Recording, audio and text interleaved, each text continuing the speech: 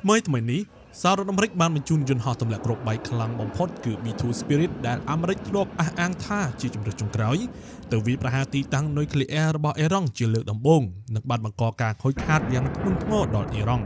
ក្រោយព្រឹត្តិការណ៍ជាប្រវត្តិសាស្ត្រនេះលោកត្រាំបានធ្វើសន្និសីទកាសែតបន្ទាន់មួយហើយបាននិយាយបែបនេះថាប៉ុន្មានម៉ោងមុនយោធាអាមេរិកបានធ្វើការវាយប្រហារទៅលើគោលដៅនៅទីតាំងនុយក្លេអ៊ែរសំខាន់ៗចំនួន3កន្លែងនៅអ៊ីរ៉ង់គឺ Fordo, Natanz និង Esfahan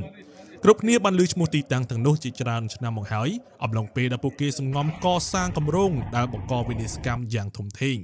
គោលបំណងរបស់យើងគឺដើម្បីកំទេចនិងបំផាត់សមត្ថភាពចម្រាញ់សារធាតុនុយក្លេអ៊ែររបស់អ៊ីរ៉ង់និងបញ្ឈប់ការគម្រាមកំហែងនុយក្លេអ៊ែរដែលបង្កឡើងដោយប្រទេសអ៊ីរ៉ង់ដែលជារដ្ឋលេខ1លើពិភពលោកខាងឧបត្ថម្ភធនធានឲ្យមានអំពើភេរវកម្មកើតឡើង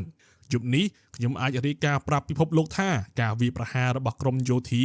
គឺទទួលបានជោគជ័យដ៏អស្ចារ្យកន្លែងចម្រាញ់សារធាតុនុយក្លេអ៊ែរសំខាន់ៗរបស់អ៊ីរ៉ង់ត្រូវបានបំផ្លាញចោលទាំងស្រុងអ៊ីរ៉ង់ដែលជាប្រទេសតែងបង្កការគំរាមកំហែងនៅមជ្ឈិមបូព៌ាឥ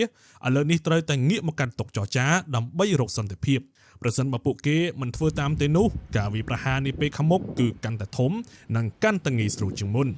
អស់រយៈពេល40ឆ្នាំមកហើយដែលអ៊ីរ៉ង់បានប្រកាសក្តែង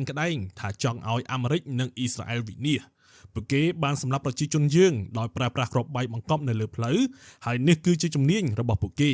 យើងបានបាត់បង់មនុស្សជាង 1000 នាក់ហើយមនុស្សរាប់ពាន់នាក់ផ្សេងទៀតនៅទូទាំងតំបន់មជ្ឈិមបូព៌ា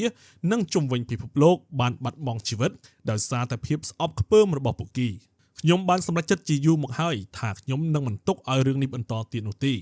ផ្លូវមានតែពីរគត់សម្រាប់អ៊ីរ៉ង់មួយគឺសន្តិភាពនិងមួយទៀតគឺសោកនាដកម្មចំពោះអ៊ីរ៉ង់ប៉ុន្តែប្រសិនបើសន្តិភាពមិនអាចកើតឡើងបានឆាប់ទេនោះយើងនឹងបន្តទៅរកគោលដៅផ្សេងទៀតឲ្យបានលឿនទាន់ចិត្តប្រកបដោយសុក្រិតភាពនិងជំនាញច្បាស់លាស់